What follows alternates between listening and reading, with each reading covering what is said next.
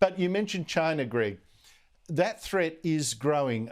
I know people probably think I go on about this too much, but I'm telling you, this is so serious. The Washington Post now has evidence that a port in Cambodia that China is helping to build, as we reported here a couple of months ago, I warned this, but they've actually got more proof of this, is actually being built for the Chinese Navy itself, which brings that Navy much, much closer to our northern coast. How serious is this?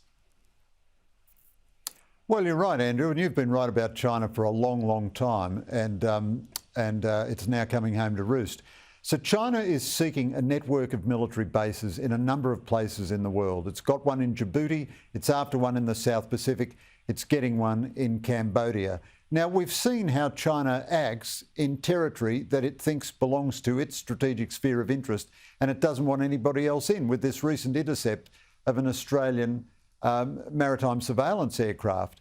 Now, I believe the Americans are reliable allies, but we are going to have to deal with a much more full-on and powerful Chinese military presence than we ever imagined, even as recently as 3 or 4 years ago.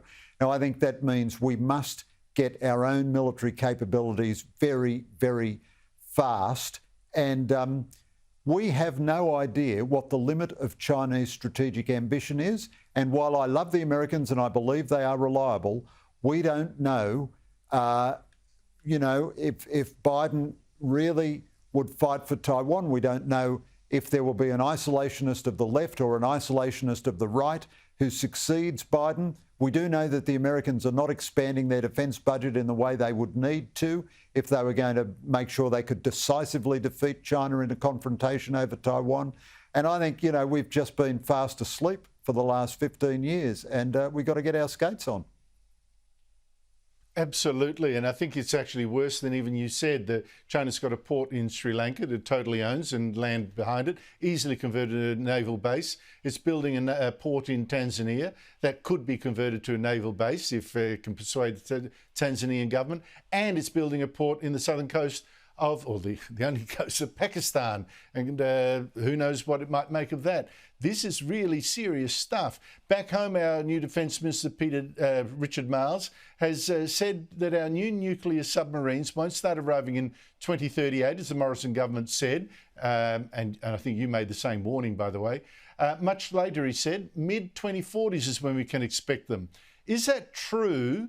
Or is Labor just moving the goalposts to protect itself in case there are stuff-ups and delays under its watch to these new nuclear submarines that we don't want in 2038? We need them like about now.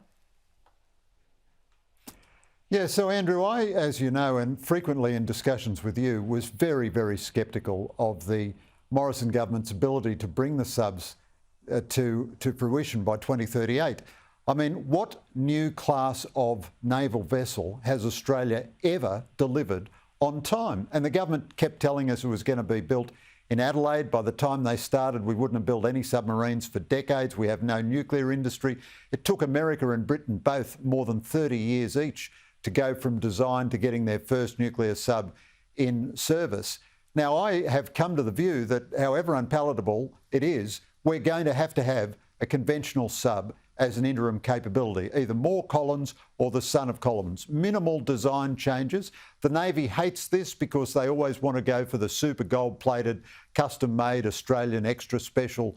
But honestly, you don't have to believe me or Richard Marles or anyone else. Just look at the record of Australian naval procurement. Exactly correct. Does anyone believe we get... HMS Cerberus... Well, I do think HMS Cerberus did get a boat on time, on budget, a rubber dinghy, I believe, that it managed to get on time and on budget. So you never know. Greg Sheridan, thank you so much indeed for your time.